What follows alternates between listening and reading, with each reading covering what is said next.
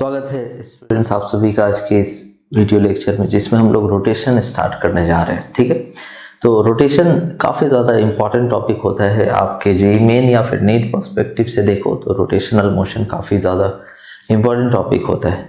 And rotational motion काफ़ी सारे बच्चों को टफ लगता है एंड इसका रीज़न ये है दैट कि ये बहुत ही ज़्यादा लेंदी चैप्टर है, बहुत बड़ा चैप्टर है।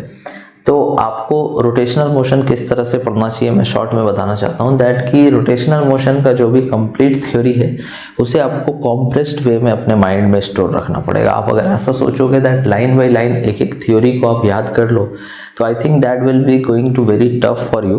तो आपको क्या करना चाहिए दैट आपको जो भी रोटेशनल मोशन की थ्योरी है उसे लाइन बाय लाइन ना छोड़ करके उसे कॉम्प्रेस्ड वे में याद रखना है। कॉम्प्रेस्ड वे में याद रखने का मतलब ये हुआ दैट कि अगर आप किसी भी टॉपिक को पढ़ते हो तो उस टॉपिक का जो निचोड़ है, उस टॉपिक का जो एक कॉम्प्रेस्ड मेथड है कि हाँ शॉर्ट में अगर याद रखना हुआ तो इसको ऐसे याद रखेंगे। साथ ही साथ हर एक टॉपिक के एक दो क्वेश्चंस हमेशा माइंड में रखो, तो इससे क्या होगा कि रोटेशनल मोशन पढ़ना आपके लिए ईजी हो जाएगा और इसके क्वेश्चंस जब आप बनाने जाओगे तो कंप्लीट थ्योरी आपके माइंड में स्टोर रहेगी। साथ ही साथ जो क्वेश्चंस हैं एग्जाम्पल्स के तौर पर आप उसे भी अपने माइंड में स्टोर रख सकते हो। तो इस वजह से रोटेशनल मोशन जो है आपको बहुत इजी होकर के मिलेगा। एंड रोटेशनल मोशन जो मैं स्टार्ट करने जा रहा हूँ ये आपका सारा टॉपिक्स एक एक करके मैं पढ़ाऊँगा और ये क्लास 11th के जो बच्चे हैं उनके लिए ये लेक्चर है, काफ़ी ज़्यादा इंपॉर्टेंट लेक्चर है। तो पेशेंस रख के देखना है और ये लेक्चर्स जो होंगे ये आपके पार्ट वाइज में होंगे, है ना। पार्ट वाइज में जो भी लेक्चर्स हैं मैं रिकॉर्ड करूँगा और आपके लिए अपलोड कर रहा हूँ। ओके, पहला टॉपिक जो हमारा होगा रिजिड बॉडी। ठीक है, रिजिड बॉडी किसे कहते हैं? तो देखो रिजिड बॉडी तुमने भी सुन रखा होगा पहले, बट थोड़ा सा डिस्कशन इस पे हम लोग जरूर करेंगे दैट रिजिड बॉडी क्या होता है। और बहुत सारे बच्चे तो जानते भी नहीं होंगे दैट रिजिड बॉडी किसे कहते हैं, तो इस वजह से पूरा डिटेल में इसकी डिस्कशन की जानी चाहिए। तो देखो रिजिड बॉडी क्या होता है, ठोस होना चाहिए। ठोस कहने का मतलब ये आप नहीं कह सकते दैट कि अगर कोई सॉलिड है तो वो रिजिड बॉडी है। रिजिड बॉडी कहलाने का कुछ अपना क्राइटेरिया है और वो क्राइटेरिया अगर फुलफिल हो जाता है तो वो रिजिड बॉडी है, नहीं होता है तो नहीं है। तो क्या क्राइटेरिया है जिससे आप क्लासीफाई करोगे दैट ये रिजिड बॉडी है और ये रिजिड बॉडी नहीं है? जैसे आप बात कर लो कि आपके पास एक बड़ा सा पत्थर है, ठीक है, तो क्या वो रिजिड बॉडी है? तो आपका जवाब होगा yes that is a rigid body. लेकिन अगर मैं आपको बोल दूं दैट आपके पास एक स्प्रिंग ब्लॉक सिस्टम है, स्प्रिंग ब्लॉक सिस्टम है, तो क्या वो रिजिड बॉडी होगा? तो आपका जवाब होगा नहीं होगा। तो अब भाई दोनों तो सॉलिड है, स्प्रिंग ब्लॉक सिस्टम की बात कर रहे हो सर आप तो वो भी तो सॉलिड है, स्टोन की बात कर रहे हो आप सर तो वो भी तो सॉलिड है, दोनों सॉलिड है ना। तो दोनों में से आपने कैसे क्लासीफाई कर दिया दैट वो स्टोन जो है वो रिजिड बॉडी है और ये जो स्प्रिंग ब्लॉक सिस्टम है रिजिड बॉडी नहीं है?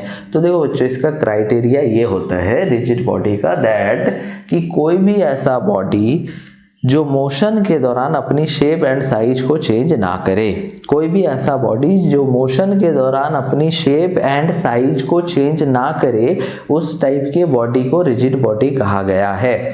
और दूसरे भाषा में अगर इसकी एक और एग्जांपल अगर हम लोग ले, एक और डेफिनेशन अगर हम लोग ले तो ऐसा भी कहा जा सकता है कि ऐसा बॉडी जिसमें पार्टिकल्स के बीच की सेपरेशन चेंज ना हो मोशन करते टाइम पे। अब ये थोड़ा सा समझने लायक बात हो गई दैट कि सपोज करो इस चौक की बात करो, तो ये जो चौक है आपका ये एक पूरा मतलब एक ही ऑब्जेक्ट नहीं, ऐसा नहीं है, ये छोटे छोटे पार्टिकल्स से मिलके बना है। ये जो चौक है ये चौक आपका छोटे छोटे बहुत सारे छोटे छोटे पार्टिकल्स से मिलके बना है। कोई भी ऑब्जेक्ट बनता है तो छोटे छोटे पार्टिकल्स से मिल करके वो एक बड़ा ऑब्जेक्ट बनता है। तो उसी तरह से जैसे कि मैं इस चौक की बात कर रहा हूँ तो ये चौक आपका जो बना है तो ये छोटे छोटे पार्टिकल्स से मिल करके एक चौक बना है। अगर मान लो कि यहाँ पर एक पार्टिकल है और एक पार्टिकल यहाँ पर है, अगर इन दोनों के बीच की सेपरेशन जो है कांस्टेंट रहे मोशन कराते टाइम, जैसे सपोज करो इस चौक को ऐसे कर दिए, इस चौक को ऊपर ऐसे उठा दिए, तो मोशन किया ना, मोशन किया तो उस टाइम पे ये वाली जो पार्टिकल थी, यहाँ पर जो पार्टिकल थी और यहाँ पर जो पार्टिकल है, क्या इनके बीच की सेपरेशन जो है वो चेंज हो गई है? तो आपका जवाब होगा नहीं सर, ये पार्टिकल और ये पार्टिकल, इन दोनों पार्टिकल के बीच की सेपरेशन जो है वो चेंज नहीं करी है। आपका जवाब यही होगा। तो इस तरह से क्लासिफाई किया जाता है रिजिड बॉडी को। पहला डेफिनेशन मैंने बताया कि that shape and size do not change during motion. और दूसरा डेफिनेशन, ये सब आप लिखते जाओ, मेरे साथ साथ नोट करते जाओ, आपको कहीं जा कर के रोटेशन पढ़ने की ज़रूरत नहीं है। जैसा आप किसी कोचिंग या कहीं क्लास करते हो तो वहाँ पर जा कर के जिस तरह से रोटेशन पढ़ते हो, आप यहाँ पर वही रोटेशन पढ़ सकते हो। तो आपको कहीं जाने की ज़रूरत नहीं है। तो rigid body, shape and size do not change during motion, ठीक है। और दूसरा डेफिनेशन मैंने बताया, मैं सारे डेफिनेशंस भी लिखवा दूंगा, सारे डेरिवेशंस भी करा दूंगा, तो आपको चिंता करने की कोई ज़रूरत नहीं है। आपका रोटेशन मेरी जिम्मेदारी। तो यहाँ पर shape and size do not change during motion, और डिस्टेंस बिटवीन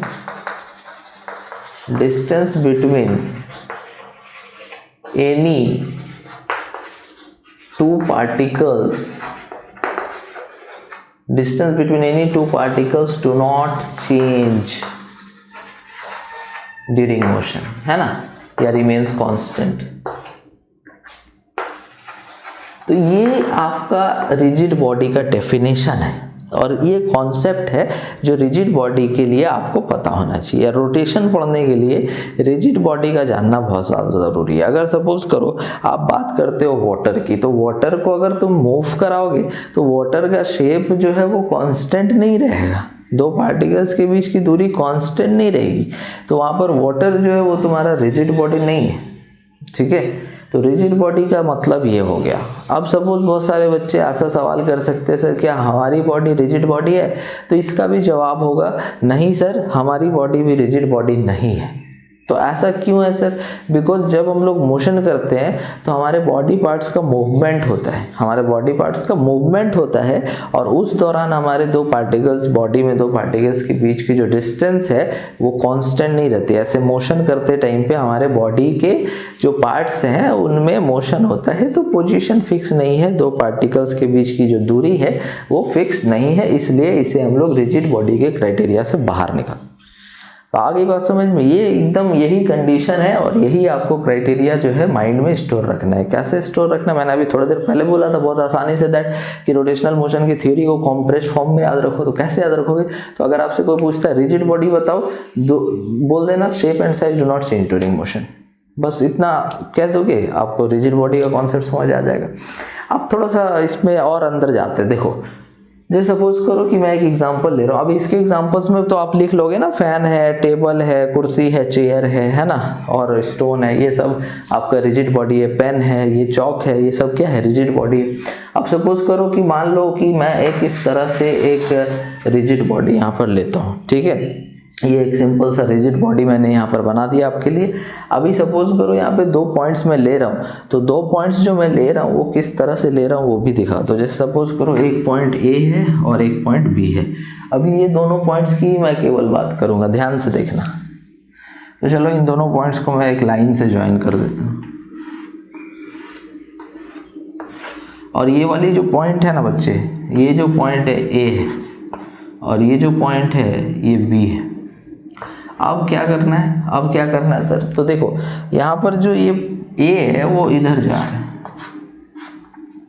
और सपोज करो बी ऐसे जा रहा है, तो ये ए जो है इसके साथ कुछ एंगल बनाएगा ना, इस ब्लू वाले लाइन के साथ कुछ एंगल बनाएगा ना। ए का जो वेलोसिटी होगा, जैसे ये वेलोसिटी अगर वी ए ले रहे हो तो ये कुछ एंगल बनाएगा, ये कुछ एंगल मान लो कि θ1, ठीक है, कर सकते हैं।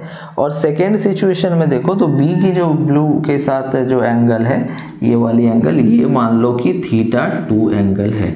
और यहाँ पर जो वेलोसिटी है, किसकी वेलोसिटी ले रहे? तो हम लोग अगर बी की वेलोसिटी ले रहे तो सपोज करो वो वी बी ले रहे। इतनी बातें मैंने यहाँ पर लिख दी है, कुछ भी एक्स्ट्रा नहीं लिया, सारा अभी जो मैंने लिया है वही, इसके अलावा आपको कुछ भी यहाँ पे नहीं सोचना है। अब कंपोनेंट्स ब्रेक करने तो तुम्हें आता ही होगा दैट अगर आप VA की कंपोनेंट इसके अलोंग, इस लाइन के अलोंग जो ज्वाइन कर रहा है, A से B जो लाइन ज्वाइनिंग है, इसके अलोंग अगर आप वेलोसिटी लेते हो VA की, तो आपको भी पता है कि दैट इस तरफ जो कंपोनेंट आएगा वो होगा VA cos θ1, और इस तरफ जो कंपोनेंट आएगा वो होगा VA sin θ1। ये कैसे हुआ? तो ये वेक्टर में पढ़ा था आपने, रिजोल्यूशन ऑफ वेक्टर करने के लिए आपको पता होगा दैट कि जिसके अलोंग थीटा रहता है उधर कॉस का कंपोनेंट आता है, इधर थीटा नहीं है तो साइन का कंपोनेंट आया।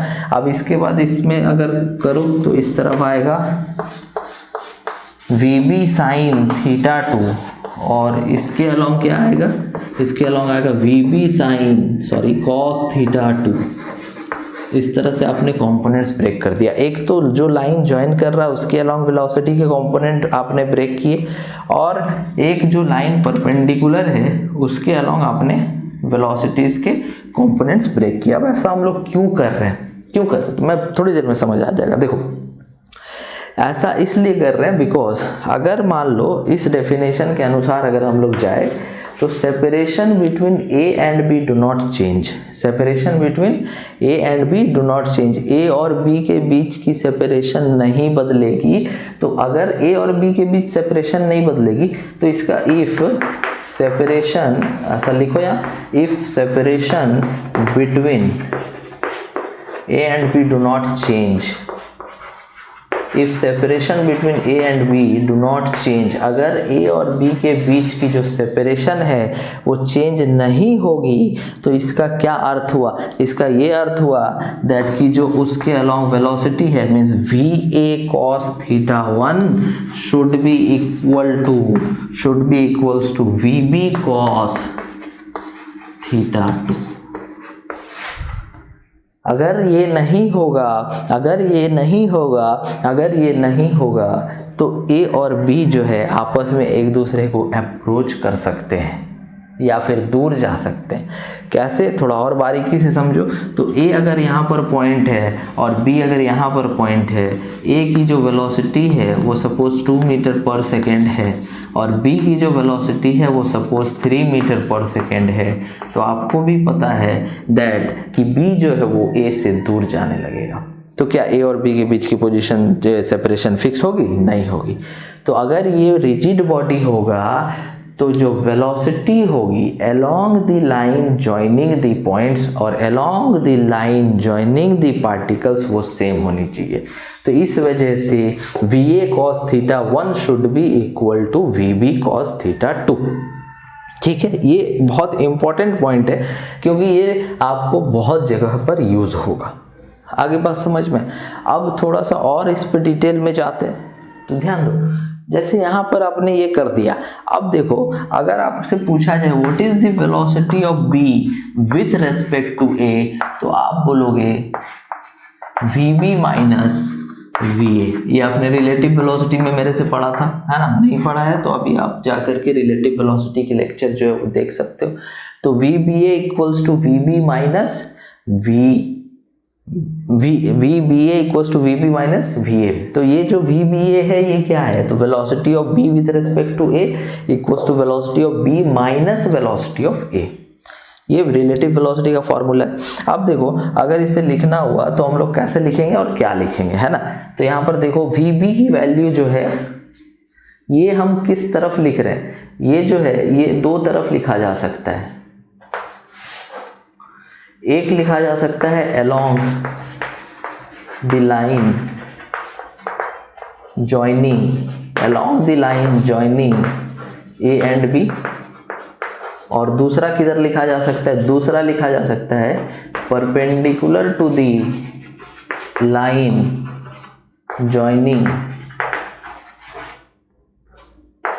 A and B। दोनों तरफ में हम लोग रिलेटिव वेलोसिटी की बात कर सकते हैं।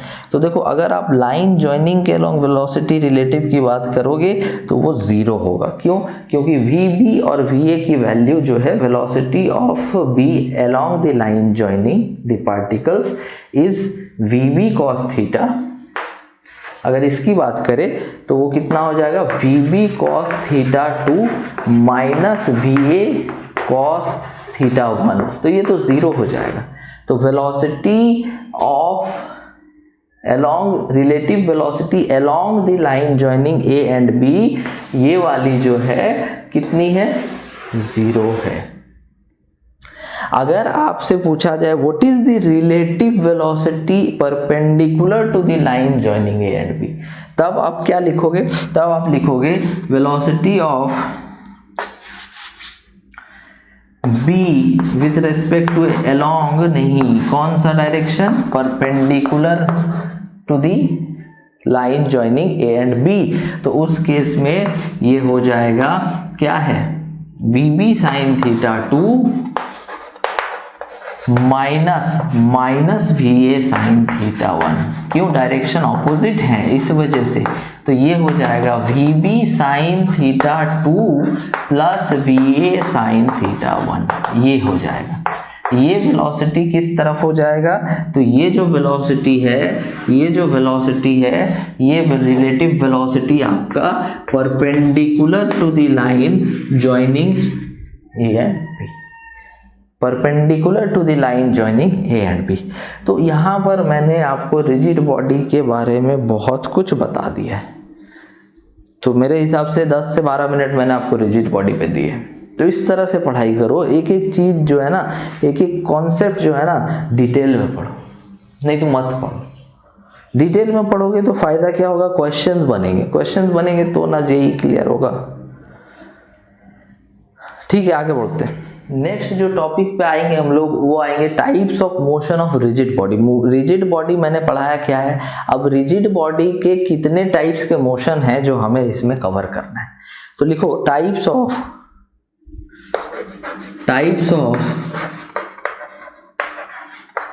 Motion of rigid body, types of motion of rigid body 3 part में बांटो। Pure translational motion, pure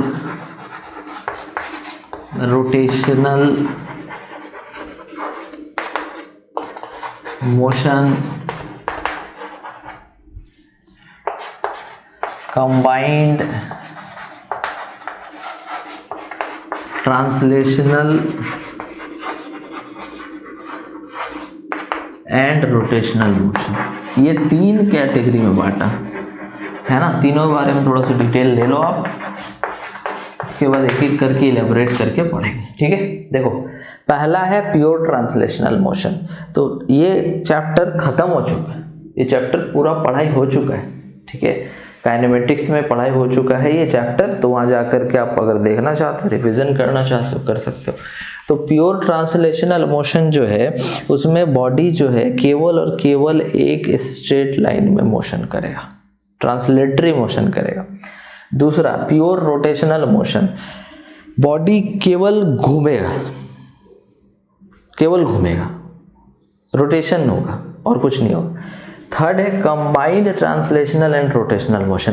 combined translational and rotational motion का मतलब हो गया घूमते हुए आगे चले, तो रोटेशन भी होगा और ट्रांसलेशन भी होगा, दोनों होगा। तो ये सिंपल कॉन्सेप्ट में इस तरह से आपको याद रखना है। प्योर ट्रांसलेशनल मतलब क्या हो गया, प्योर रोटेशनल क्या हो गया, है ना, और कंबाइंड ट्रांसलेशनल एंड रोटेशनल क्या हो गया। तो इन तीनों के बारे में बात कर लिया, अब एक एक करके पढ़ते हैं। सबसे पहला आएगा प्योर ट्रांसलेशनल मोशन। इसका डेफिनेशन लिखो कि a body is said to be in pure translational motion if the displacement of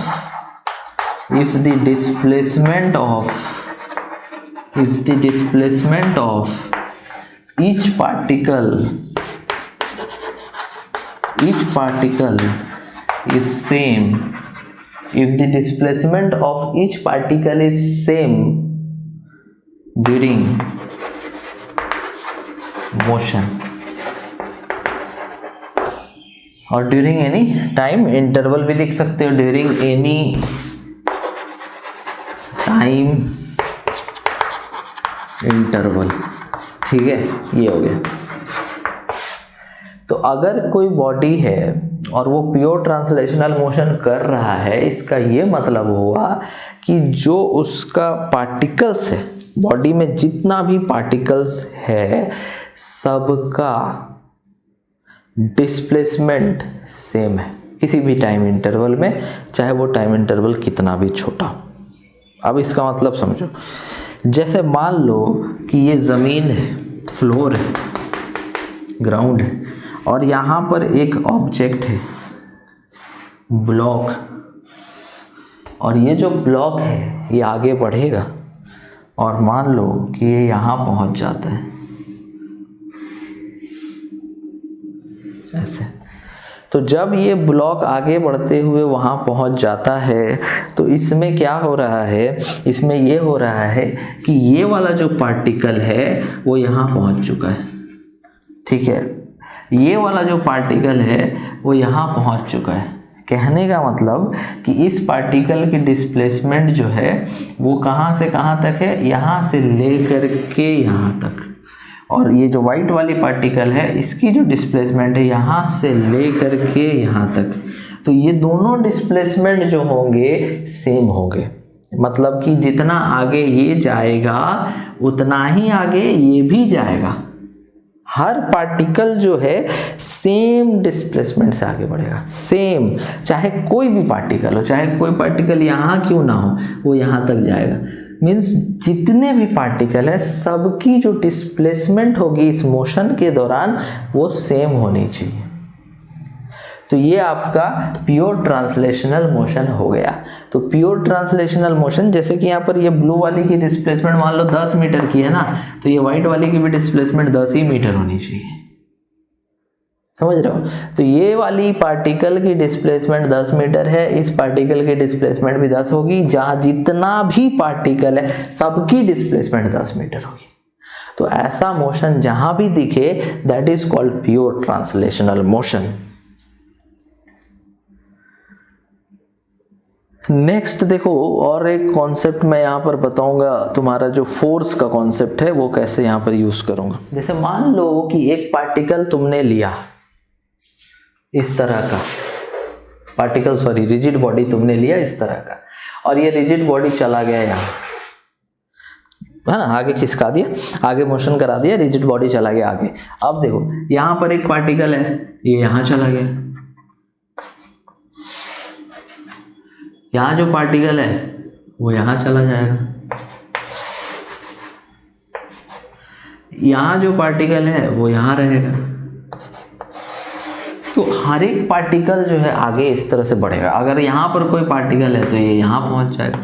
तो इस तरह से सबका जो डिस्प्लेसमेंट होगा सेम टाइम में सेम होगा। तो डिस्प्लेसमेंट अगर सेम है और टाइम अगर सेम है तो इसका मतलब क्या हो गया कि वेलोसिटी सबकी सेम होगी। तो जब भी ट्रांसलेशनल मोशन हो रहा होगा रिजिड बॉडी में तो उस केस में हर एक पार्टिकल की वेलोसिटी जो है वो सेम होगी।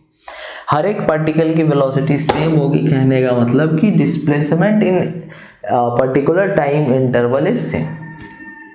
तो इस वजह से अगर इसकी वेलोसिटी लो तो v, इसकी v, इसकी v, इसकी v, सबकी v होनी चाहिए वेलोसिटी।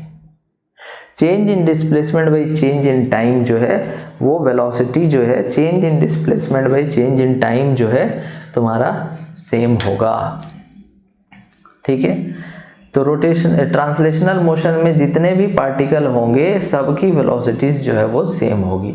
अब सपोज इनकी वेलोसिटीज जो है वो बदल गई, बॉडी की वेलोसिटी जो है v डैश होगी तो सबकी वेलोसिटी v डैश हो जाएगी। मतलब किसी भी टाइम में अगर देखो रिजिड बॉडी में तो यहाँ पर जो ट्रांसलेशनल मोशन कर रहा है ये रिजिड बॉडी, तो इस ट्रांसलेशनल मोशन के दौरान जो सबकी वेलोसिटीज होगी बच्चे वो सेम होगी। आगे बात समझ में?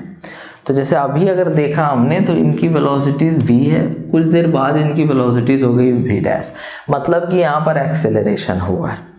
तो एक्सेलरेशन हुआ है, तो एक्सेलरेशन जो हुआ है वो भी तो सेम होना चाहिए, क्योंकि वेलोसिटी v से v डैश सब पार्टिकल, सारे पार्टिकल के लिए चेंज हुआ है। तो change in velocity by change in time is called acceleration, तो वो तो सबके लिए सेम होगा। तो particle 1 mass m1, particle 2 mass m2, particle 3 mass m3, particle 4 mass m4, और acceleration of 1 is equal to acceleration of 2 equals to acceleration of 3 equals to acceleration of 4, जितना रहता सबका सेम होता, और मान लो कि वो a है। तो फोर्स एक्सटर्नल जो यहाँ लगा होगा दैट विल बी, अगर एक एक पार्टिकल की मास इंटू एक्सेलरेशन ऐड कर दो, m1 a1 plus m2 a2 plus m3 a3, जहां तक जाना है जाते रहो। कहने का मतलब हो गया force external is equals to m1 plus a common ले लो, क्योंकि सारे एक्सेशन सेम है। ये जो होगा ये बॉडी का टोटल मास हो जाएगा, क्योंकि m1 plus m2 plus m3 plus m4 plus m5 plus m6 जितना तक जाना है पूरा बॉडी का मास दे देगा, मास इनटू एक्सेलरेशन। मतलब कि फोर्स एक्सटर्नल जो होता है वो बॉडी का टोटल मास इनटू बॉडी का एक्सेलरेशन होता है, और ये सेंटर ऑफ मास का एक्सेलरेशन होता है, मैं पहले पढ़ा चुका हूँ सेंटर ऑफ मास में, ठीक है। तो force external is equal to mass into acceleration. तो यहाँ पे आपने क्या सीखा, तो यहाँ पर आपने ये सीखा दैट कि रिजिड बॉडी है, ट्रांसलेशनल मोशन कर रहा है, सारे पार्टिकल्स की वेलोसिटी सेम होगी, जो भी चेंज इन वेलोसिटी होगी किसी टाइम इंटरवल में वो भी सेम होगी। कहने का मतलब कि एक्सेलरेशन सारे बॉडीज के सेम होंगे। Force external is equal to होगा टोटल मास इनटू एक्सेलरेशन। आगे बात समझ में। अब देखो, अब अगर आपको काइनेटिक एनर्जी लिखना है तो काइनेटिक एनर्जी आप सिंपल क्या लिखोगे, half m1 v square plus half m2 v square, जितना तक जाना है जाओ, कोई दिक्कत नहीं। तो यहाँ पर आप हाफ m1 प्लस m2 जितना तक जाना है जाओ, v स्क्वायर जितना पार्टिकल होगा, तो हाफ इंटू ये टोटल मास हो जाएगा इंटू v स्क्वायर। तो ये आपका total kinetic energy of the body हो जाएगा। तो बेसिक बातें हमने यहाँ पर की, ठीक है। वैसे खास करके रोटेशन ट्रांसलेशनल मोशन पहले हमने पढ़ा है, वो आप जा करके कर सकते हो, वहाँ पे डिटेल में सारा कुछ बताया। तो इंट्रोडक्शन आपका ट्रांसलेशनल मोशन का खत्म हो गया, ठीक है। अब हम लोग बात करेंगे प्योर रोटेशनल मोशन क्या है। प्योर रोटेशनल मोशन क्या है, अगला टॉपिक हमारा है pure rotational motion. Pure translational motion तो आप समझ गए, प्योर रोटेशनल मोशन किसे कहेंगे। जैसे देखो सपोज, अब देखो घूमना मतलब रोटेशनल मोशन ऐसा मत बोलना, घूमना रोटेशनल मोशन नहीं। इसको अगर टेक्निकली समझना है, हमारे बुक के लैंग्वेज में समझना है, तो जा करके हम लोग क्वेश्चंस को अचीव कर पाएंगे और पकड़ पाएंगे दैट कि ये रोटेशनल मोशन हो रहा है, ठीक है, ये रोटेशनल मोशन हो रहा है। जैसे सपोज करो कि a body is said to be in pure rotational motion. Definition जैसे अगर लिखोगे कॉपी में तो ये नोट करना कि a body is said to be in pure rotational motion if the perpendicular distance of each particle remains constant from the axis of rotation. कहने का मतलब हो गया, जैसे एक रिजिड बॉडी ले लो, अब इस रिजिड बॉडी में मान लो कि ये एक्सिस ऑफ रोटेशन है, मतलब कि इसके अबाउट जो बॉडी है वो घूम रहा है, इस तरह से इसके अबाउट बॉडी जो है वो घूम रहा है। मैं तुम्हें एक एग्जांपल लेके बताता हूँ।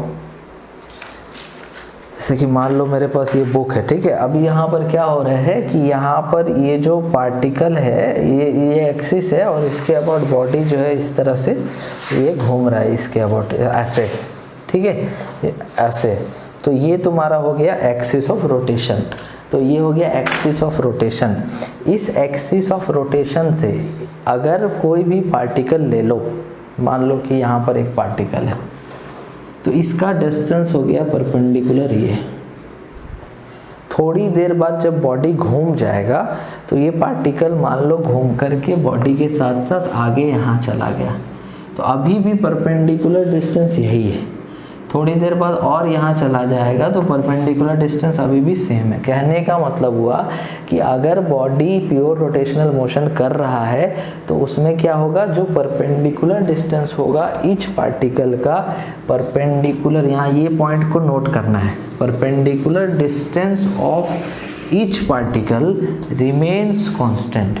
कहाँ से, तो from the axis of rotation, जिस एक्सिस के अबाउट बॉडी रोटेट कर रहा है, इस एक्सिस के अबाउट बॉडी रोटेट कर रहा है, तो इस वाले एक्सिस से जो पार्टिकल का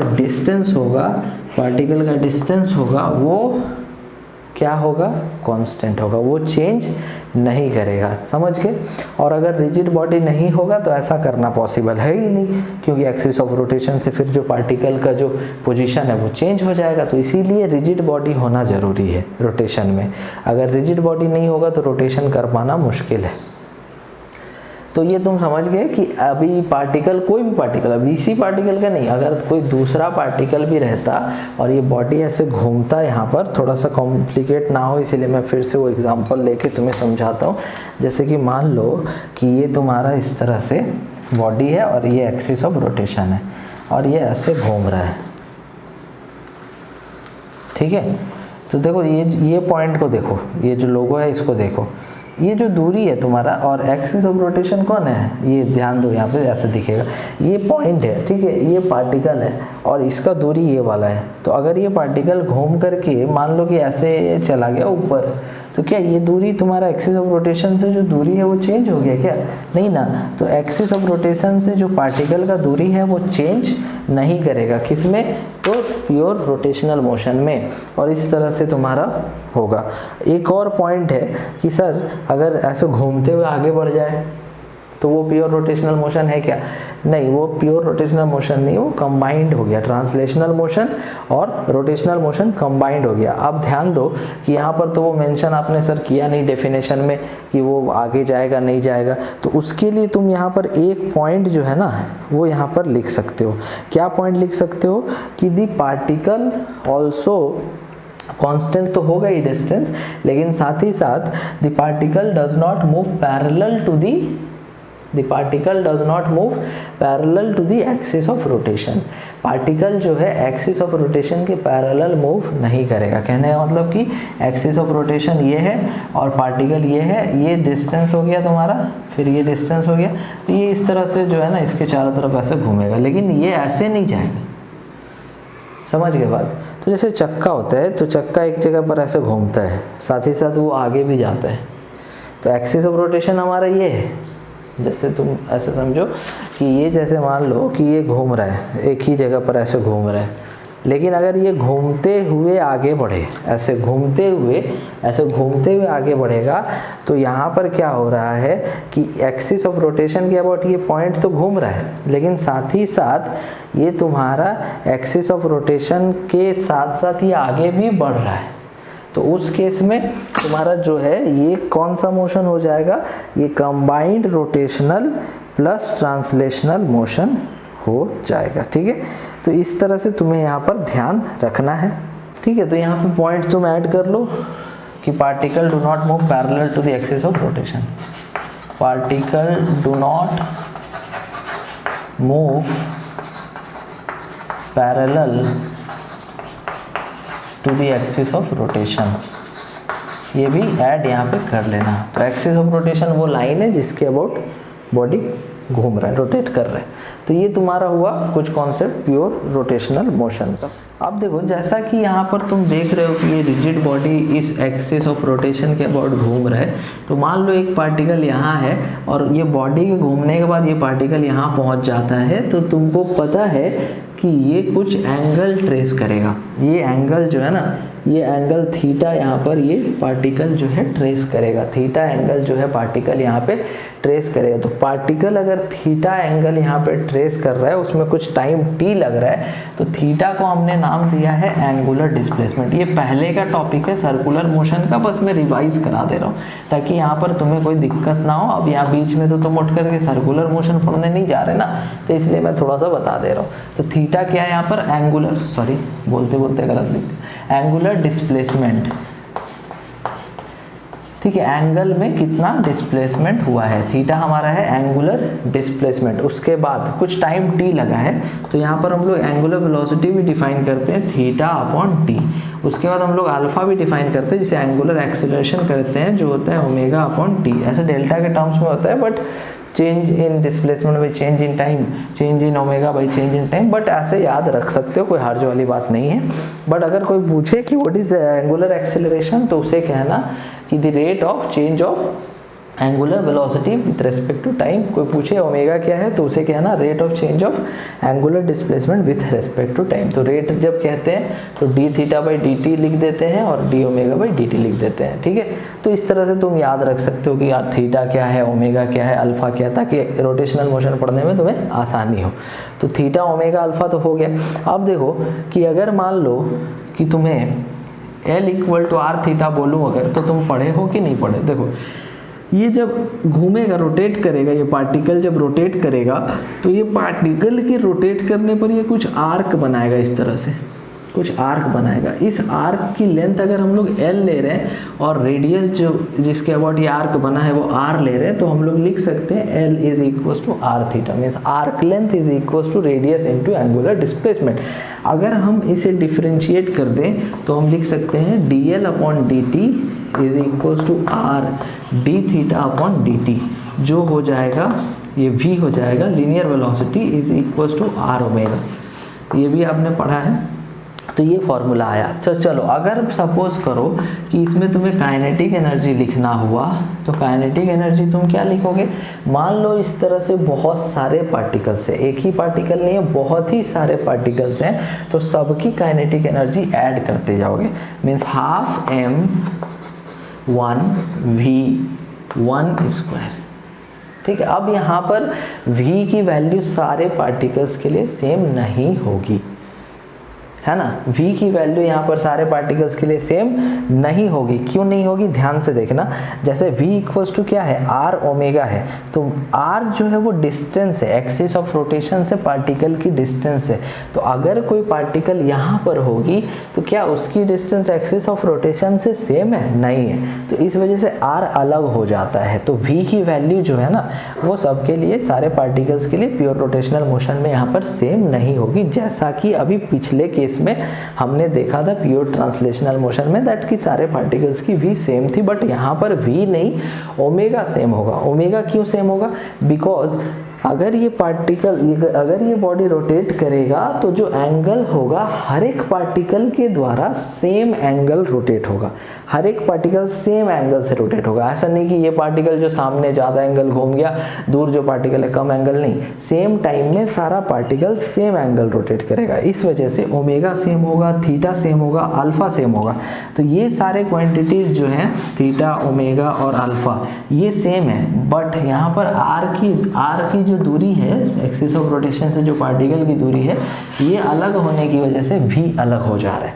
तो यहाँ पर लिखेंगे half m1 v1 square plus half m2, सब लिखते जाओ, v2 square plus half m3 v3 square, है ना। इस तरह से जितना जाना जाते जाओ, कोई दिक्कत नहीं। तो काइनेटिक एनर्जी इक्वल्स टू, अब यहाँ पर आप जो है ना v1 के जगह पर आप लिख दो, v1 के जगह पर लिख दो r1 ओमेगा स्क्वायर। ठीक है, r1 एक पार्टिकल के लिए, ओमेगा सबका सेम बताया अभी क्यों। तो हाफ, दूसरा हो गया m2, v2 जो है वो लिख दो r2 ओमेगा का होल स्क्वायर। इस तरह से जितना तक जाना है जाते जाओ। तो यहाँ से अब देखो कि kinetic energy equal to half, यहाँ हो जाएगा m1 r1 square, omega square common ले लो, प्लस m2 r2 स्क्वायर। जितना तक जाना है, जितने पार्टिकल्स हैं सबको ऐड करते जाओ यहाँ पे, प्लस इसके बाद तुम यहाँ पे लिखोगे ओमेगा स्क्वायर, फिर लिखोगे काइनेटिक एनर्जी इक्वल्स टू। देखो अब तुम्हें मेन रोटेशन का कॉन्सेप्ट यहाँ पे मज़ा आने वाला है। तो ये जो टर्म देख रहे हो ना, इसके बारे में अगला टॉपिक हमारा स्टार्ट होगा। ठीक है, ये जो देख रहे हो ना, ये क्या है, तो इसे हम लोग कहते हैं आई ओमेगा स्क्वायर।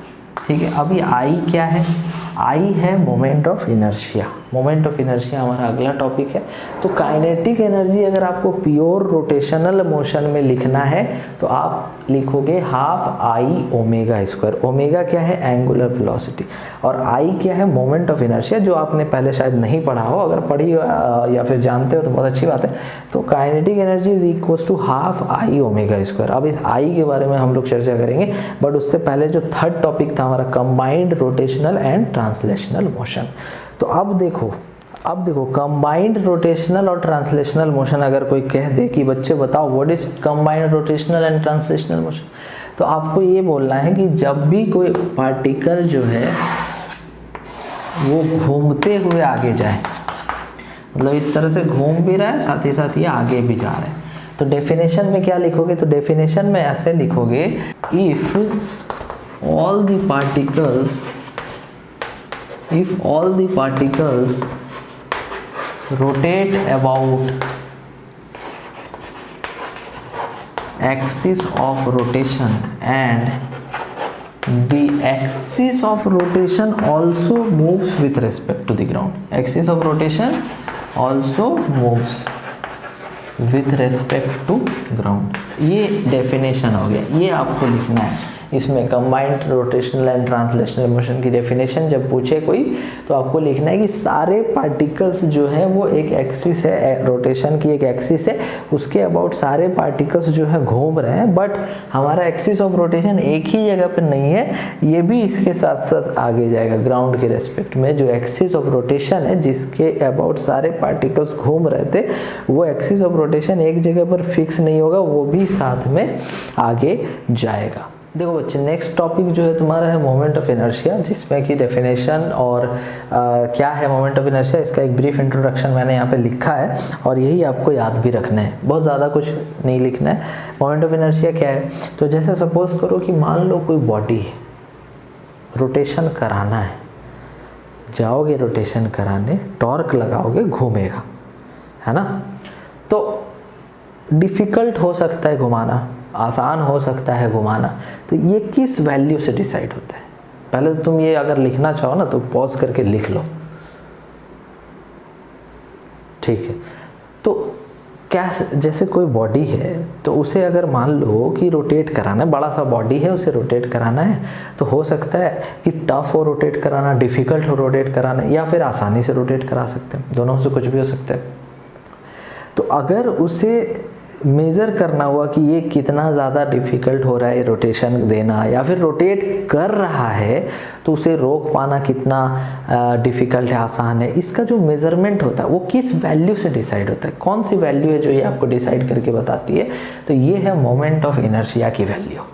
तो इनर्शिया आपने पढ़ा था न्यूटन्स लॉज ऑफ मोशन में, मैंने पढ़ाया पहले ही, ठीक है। अगर आप देखना चाहते हो तो देख सकते हो जाके। दैट रोटेशनल मोशन में मैंने आपको बताया था कि किस तरह से इनर्शिया को डिफाइन करते हैं। जैसे मान लो अगर कोई भारी ऑब्जेक्ट है जिसकी मास ज़्यादा है, तो उसे रोक पाना उतना ही मुश्किल होगा और उसे रेस्ट से चलाना भी उतना ही मुश्किल होगा। मीन्स इनर्शिया जो होती थी वो डायरेक्टली प्रोपोर्शनल टू मास होती थी। मास ज़्यादा, बॉडी अगर चल रहा है, रोक पाना डिफ़िकल्ट होगा। मास ज़्यादा है, बॉडी अगर रुका हुआ है तो चलाना डिफ़िकल्ट होगा, वो इनर्शिया कहलाता था, है ना, इनर्शिया। और न्यूटन का फर्स्ट लॉ ऑफ मोशन जो था वो लॉ ऑफ इनर्शिया कहा जाता है। यहाँ पर रोटेशन पढ़ रहे हैं तो यहाँ पे इनर्शिया नहीं पढ़ेंगे, यहाँ पे पढ़ेंगे मोमेंट ऑफ इनर्शिया। तो जैसे मोमेंट ऑफ इनर्शिया है तो यहाँ पर क्या है कि ये resistance of a body to change its rotational motion. अगर कोई बॉडी रुका हुआ है और उसे रोटेशन देना है तो वो जो रेजिस्टेंस देगा, जो उसको अपोज करेगा, वो किस वैल्यू से डिफाइन होगा, किस वैल्यू से पता चलेगा? तो मोमेंट ऑफ इनर्शिया की वैल्यू से पता चलेगा। अगर कोई बॉडी रोटेशन कर रहा है और उसे रोकना है, उसके रोटेशनल मोशन को चेंज करना है, तो वहाँ पर भी रेजिस्टेंस मिलेगा और वो भी किस वैल्यू से डिफाइन होगा, किस वैल्यू से कैलकुलेट होगा, किस वैल्यू से पता चलेगा? तो मोमेंट ऑफ इनर्शिया की जो वैल्यू है वो आपको बताएगी कि रोटेशनल मोशन में चेंज करने पर रेजिस्टेंस मिल रहा है, वो कहाँ ज़्यादा होगा, कहाँ कम होगा, वो measured value of moment of inertia आपको बताएगा। सेकेंड, वही चीज़ मैंने यहाँ पर लिखा है कि if moment of inertia is large it is difficult to put that body in rotation. जैसा कि मास ज़्यादा होने पर चलते हुए बॉडी को रोक पाना मुश्किल है। और मास ज़्यादा होने पर रुके हुए बॉडी को चलाना मुश्किल है, उसी तरह से मोमेंट ऑफ इनर्शिया ज़्यादा होने पर बॉडी को रोटेशन देना मुश्किल है और रोटेट करता हुआ बॉडी को रोकना भी मुश्किल है। तो ये आपका मोमेंट ऑफ इनर्शिया का वैल्यू से डिफाइन होगा, पता चलेगा। और मोमेंट ऑफ इनर्शिया डिपेंड किस पे करेगा, तो moment of inertia depends on density, जो मटेरियल से, जिस मटेरियल से बॉडी बना है उसकी डेंसिटी क्या है, और बॉडी जो बना है उसका शेप और साइज कैसा है, एक्सिस ऑफ रोटेशन कहाँ ले रहे हो। कहने का मतलब कि जैसे हो सकता है कि तुम इस बॉडी को इसके अबाउट घुमाओ, है ना, या हो सकता है इसके अबाउट घुमाओ, है ना। तो तुम्हारा एक्सिस ऑफ रोटेशन जो है बॉडी के रोटेट करने के लिए जो एक्सिस बनाओगे वो अलग अलग जगहों पर हो सकता है कि नहीं। तो उस पर भी मोमेंट ऑफ इनर्शिया की जो वैल्यू है वो डिपेंड करेगी। तो ये रहा brief introduction moment of inertia का। अब नेक्स्ट आगे दूसरे टॉपिक्स पे आगे बढ़ते हैं हम लोग। देखो अगला टॉपिक है moment of inertia of particles, discrete bodies, मतलब कि बॉडीज़ जो है वो कंटिन्यूस नहीं, जैसे कि रॉड है एक, तो रॉड एक कंटिन्यूस बॉडी है, उस पर आज नहीं आएंगे हम लोग, उस पर बात करेंगे अगले क्लास में। तो आज देखो क्या करेंगे, that moment of inertia of particles, मतलब डिस्क्रीट बॉडीज़। जैसे सपोज करो आपके पास एक एक्सिस ऑफ रोटेशन है जिसके अबाउट एक पार्टिकल जो है ना वो घूम रहा है, तो वो मैं ले लेता हूँ यहाँ पर, जैसे मेरे पास कुछ है, तो यहाँ पर ये देखो, जैसे ये एक एक्सिस ऑफ रोटेशन है, ठीक है, और ये एक्सिस ऑफ रोटेशन है, इसके अबाउट जो है ना जो बॉडी है वो इसके चारों तरफ ऐसे घूमेगा। पार्टिकल जो है, ये मान लो एक पार्टिकल है, ये इसके अबाउट जो है इस तरह से रोटेट ऐसे कर रहा है। तो यहाँ पर ये एक्सिस हमने बना दिया, ठीक है, ये एक्सिस ऑफ रोटेशन हो गया। ये पार्टिकल है यहाँ पे जिसकी मास m है, तो एक्सिस ऑफ रोटेशन से पार्टिकल कितना दूर है वो देखना होगा। तो ये हमने देखा r है, तो इस पार्टिकल की मोमेंट ऑफ इनर्शिया हो जाएगी फॉर्मूला mr²। मान लो कि एक ही पार्टिकल नहीं है, बहुत सारे पार्टिकल है। एक पार्टिकल है जिसकी मास है m1, दूसरी पार्टिकल है जिसकी मास m2 है और वो दूरी है तुम्हारा r2, एक तीसरी पार्टिकल भी है जो इस एक्सिस के अबाउट घूमेगी m3 जिसकी दूरी r3। तो मोमेंट ऑफ इनर्शिया कैसे निकालोगे, तो लिखोगे I इक्वल्स टू पहले वाले की I1 प्लस दूसरे वाले की I2 प्लस तीसरे वाले की I3। तो I इक्वल्स टू I1 मतलब कि m1r1² plus m2r2² plus m3r3²। सारे की मोमेंट ऑफ इनर्शिया निकाल करके ना ऐड कर दो। तो पार्टिकल वाले सिस्टम में ऐसे कर लेना, फॉर्मूला होगा mr² और mr² सारे के लिए निकालो, mr² सबके लिए। मास देखो, डिस्टेंस देखो, डिस्टेंस कौन सा, परपेंडिकुलर वाला, कहाँ से कहाँ तक, पार्टिकल से लेके एक्सिस ऑफ रोटेशन तक परपेंडिकुलर डिस्टेंस कितना है। तो mr² करना एक पार्टिकल के लिए, 2 पार्टिकल है दोनों का ऐड करो, 3 पार्टिकल है 3 का ऐड करो, 4 पार्टिकल है 4 का ऐड करो, 5 पार्टिकल है 5 का ऐड करो, जितना पार्टिकल है सबका ऐड करो। तो कहने का मतलब कि मोमेंट ऑफ इनर्शिया का जो जनरल फॉर्मूला होगा, जो बुक में देखोगे ऐसा रहेगा, समेशन मतलब एडिशन, MI/RI², जहाँ पर I 1 से लेके जितना n तक है, जैसे कि वहाँ पर 1 है 2 है 3, I एक बार 1, I एक बार 2, I एक बार 3 और समेशन मतलब तीनों का एडिशन। सिंपल है। तो ये जनरल फॉर्मूला हो गया। अब मैं एक क्वेश्चन जैसे इसके एग्जांपल के लिए लेता हूँ। जैसे सपोज करो 2 पार्टिकल हमारे पास हैं, 2 पार्टिकल में एक है मास m1 दूसरा है मास m2 और हमारा एक्सिस ऑफ रोटेशन ये वाला है, इसके अबाउट ये घूमेगा दोनों पार्टिकल। इसकी दूरी जो है ये r1 है और इसकी दूरी जो है r2 है। तो यहाँ पर मोमेंट ऑफ इनर्शिया तुम क्या लिख दोगे, m1r1² प्लस m2r2²। सिंपल है, कोई दिक्कत वाली बात नहीं है। लेकिन अगर मोमेंट ऑफ इनर्शिया इस वाले लाइन के अबाउट लिखने को कहा गया, बोल सकता है, अगर मोमेंट ऑफ इनर्शिया जो है वो इस लाइन के अबाउट, मतलब ये AB मान लो, AB के अबाउट लिखने को बोला गया, तो हम क्या करेंगे, तो I about AB is equal to I1 plus I2 करेंगे। तो देखो I1 जो तुम्हारा होगा वो तो 0 हो जाएगा। क्यों, क्योंकि ये लाइन जो है इससे M1 की डिस्टेंस 0 है, तो ये 0 हो गया, प्लस I2 हो जाएगा M2 इंटू डिस्टेंस हो जाएगा R1 प्लस R2 का होल स्क्वायर। तो फाइनल जो I अबाउट AB आएगा, moment of inertia about AB आएगा, वो आ जाएगा M2 R1 प्लस R2 का होल स्क्वायर, है ना। तो तुम्हारा मोमेंट ऑफ इनर्शिया अगर इस एक्सिस के अबाउट देखो तो है m1r1 square plus m2r2 square, लेकिन अगर इस एक्सिस के अबाउट देखो तो सेम सिचुएशन के लिए मोमेंट ऑफ इनर्शिया इतना है। मतलब एक्सिस ऑफ रोटेशन अगर बदल देते हैं तो हमारा मोमेंट ऑफ इनर्शिया भी जो है वो बदल जाएगा। अब एक और क्वेश्चन इस पर हम लोग लेते हैं। जैसे सपोज करो एक ट्राइंगल शेप में 3 पार्टिकल्स रखा हुआ है। कहाँ पे? तो इसके वर्टिसेस पे। यहाँ पर एक पार्टिकल रखो जिसका मास है m1, यहाँ पर एक पार्टिकल है जिसकी मास m2 है, और यहाँ पर एक पार्टिकल है जिसकी मास है m3। 3 अलग अलग पार्टिकल, डिस्टेंस मान लो ये L है, ये L है और ये L है। जैसे एक इक्विलैटरल ट्रायंगल के वर्टिसेस पे 3 पार्टिकल्स जो है वो रखे हुए हैं, m1, m2 एंड m3। अभी यहाँ पर मोमेंट ऑफ इनर्शिया बोला है about, find moment of inertia about an axis perpendicular to the plane and passing through A. ये पहला है, find moment of inertia about this, ठीक है। और दूसरा है अबाउट एन एक्सिस, एक एक्सिस है अबाउट एन एक्सिस, ठीक है।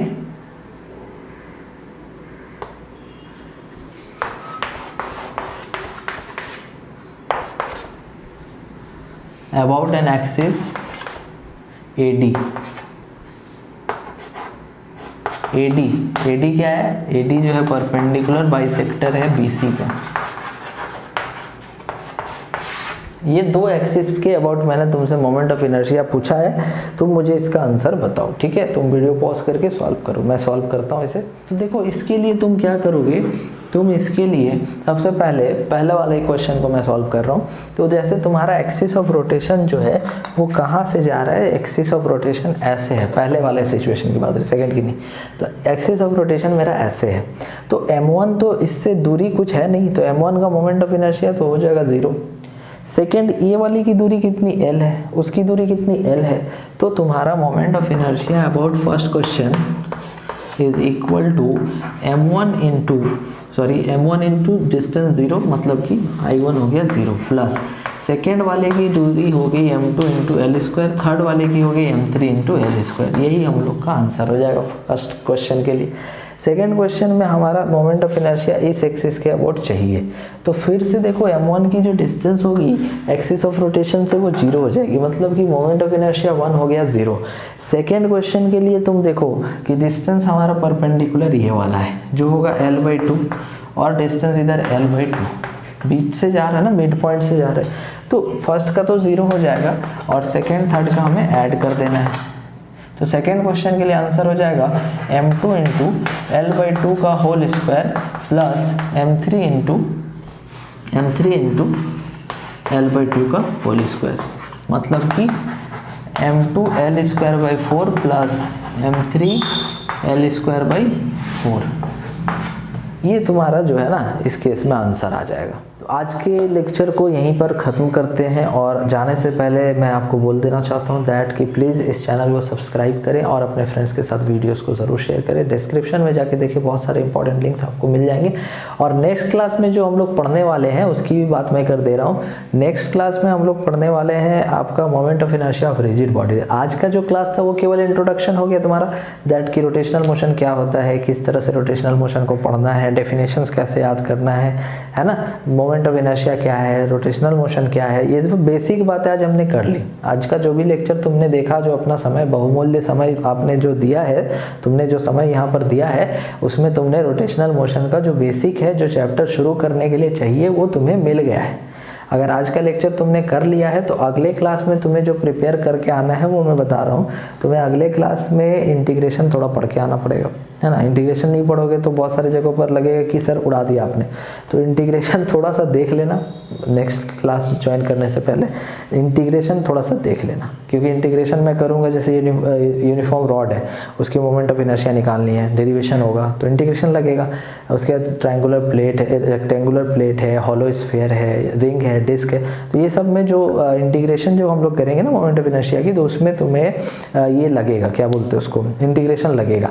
तो थोड़ा सा इंटीग्रेशन देख के आना। खैर एक ही फार्मूला है जो इंपॉर्टेंट है, और थोड़ा बहुत साइन थीटा और कॉस थीटा का जो इंटीग्रेशन का फार्मूला वो इंपॉर्टेंट है। तो खैर अगर तुम्हें इंटीग्रेशन नहीं आता है तो तुम देखना एडवेंचर के प्लेलिस्ट सेक्शन में जाकर के मैथमेटिकल टूल्स करके, वो मैथ्स में सूरज सर का एक वीडियो है, वैसे वो डाला हुआ फिजिक्स के प्लेलिस्ट में है, फिजिक्स के ही प्लेलिस्ट में है, मैथमेटिकल टूल्स करके है, उसमें शायद 3 वीडियोज़ है, उसमें डिफरेंशिएशन, इंटीग्रेशन ये सब पढ़ाया हुआ है। तो वहाँ पर जाकर के तुम अगर कर लोगे तो तुम्हें इंटीग्रेशन हो जाएगा, डिफरेंशिएशन हो जाएगा। तो फिजिक्स में जो क्लास 11th के जो बच्चे हैं उन्हें फिजिक्स में मैथ्स से रिलेटेड प्रॉब्लम नहीं आएगी इंटीग्रेशन डिफरेंशिएशन में, ठीक है। तो उसे देख लेना। और मेरे ख्याल से वो बहुत ही पुराना वीडियो है, तो हो सकता है उसमें थोड़ा सा साउंड वगैरह या लाइटिंग वगैरह कुछ साउंड की थोड़ी सी हो सकती है प्रॉब्लम, बट हाँ ऐसा नहीं कि तुम्हें समझ नहीं आएगा, सुनाई नहीं देगा, बिल्कुल सुनाई देगा, बिल्कुल समझ आएगा, कोई दिक्कत वाली बात नहीं है, ठीक है। तो वो अच्छा वीडियो तुम उसमें जा करके देखो, तुम्हारा 3 लेक्चर खत्म हो जाएगा मैथमेटिकल टूल्स का। इंटीग्रेशन समझ जाओगे, डिफरेंशिएशन समझ जाओगे, तो आगे जितना भी, जैसे अगला अगर हम लोग आगे ग्रेविटेशन पढ़ेंगे तो ग्रेविटेशन में भी इंटीग्रेशन वगैरह बहुत ज़्यादा ज़रूरी है। तो इस वजह से तुम्हें 11th में हो तो ऐसा मत सोचना कि सर इंटीग्रेशन तो 12 में पढ़ना है तो अभी क्यों पढ़ ले। तो भाई फिजिक्स में ज़रूरत है यार, नहीं पढ़ोगे कैसे काम चलेगा, आई बस समझ में, तो इसलिए उसे करना ज़रूरी है। तो अगले क्लास के लिए प्रिपेयर होकर के आओ। नेक्स्ट क्लास में ज़्यादा कुछ नहीं पढ़ने वाले हैं, बस जो टॉपिक्स मैंने बोला वही पढ़ेंगे, ठीक है। क्या टॉपिक्स बोला? Moment of inertia of rigid bodies और उसके जितने भी डेरिवेशंस हैं, ठीक है। इस तरह से नेक्स्ट क्लास में मिलते हैं, तब तक के लिए ऑल द बेस्ट। पढ़ाई करते रहो, टाइम वेस्ट मत करो, और ज़्यादा से ज़्यादा जो है मेहनत करो, और जो भी डाउट्स है वो कमेंट्स में करो, मैं उसकी रिप्लाई आपको दूंगा। ओके, चलो।